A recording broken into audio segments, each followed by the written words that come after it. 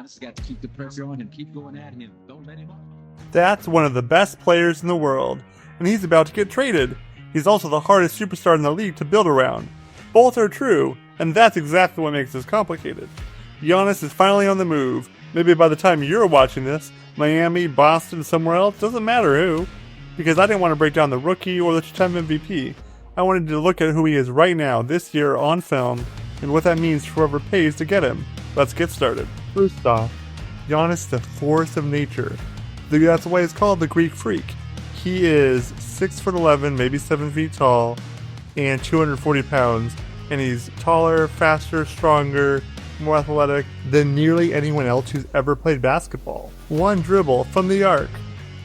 He's taller and faster than everyone he's running at, and sometimes he just decides the play's over and he's dunking on everybody. What's crazy watching the film is that a lot of the guards that happen to get a rebound in their vicinity then pass it to Giannis to bring the ball up the court. He's a 7-foot point guard. He's the one who gets the rebound, starts pushing the ball in transition, which is just unheard of for a 7-footer. His strength, ferocity, and determination are unmatched. Look here, he gets surrounded by multiple players, just puts it back.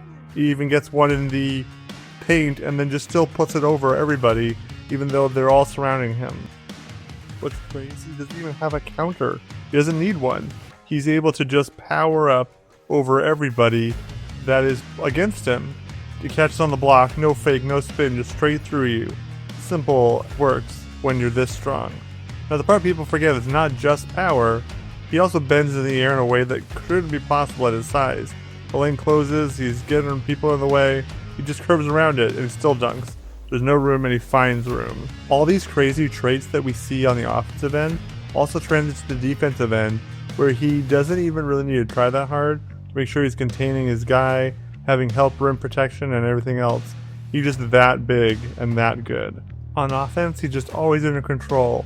Whether in transition, on the block, he's always under control. He's able to decelerate, accelerate whatever he needs to. He's just a force of nature. But that's not all that about his offensive game that is helpful. Because Giannis is such a force of nature, he's able to pull guys out and have their eyes on him.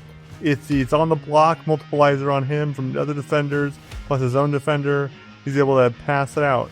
In transition, anybody can come behind him as a trailer and shoot threes. He can drive in, suck in the defense, and pass it out for a three. It's all on the table because he's such a force of nature. Then there's the tax of being a team that Giannis is on.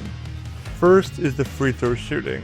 He will miss free throws, and he shoots a lot of them. The 3 previous years, he actually led the NBA in free throws attempted. But it dipped last year as he didn't get to play very many games and couldn't keep that number up.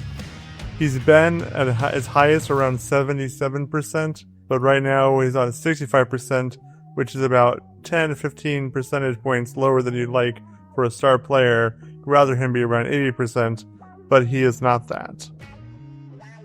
We know that Giannis shot well at shots around the rim, shot 72.3% in the regular season of less than 10 feet. And that was a big percentage of his actual shots, 76.8% of his shots. The other 14.9 or so percent was all catch and shoot or pull-ups of farther than 10 feet. For three-pointers, where he shot 28.1% and 20% on catch and shoots. And his three-pointers were 20.8% on pull-up threes and 50% on very, very small volume on catch and shoot threes. So you really you see the shot's a little wonky.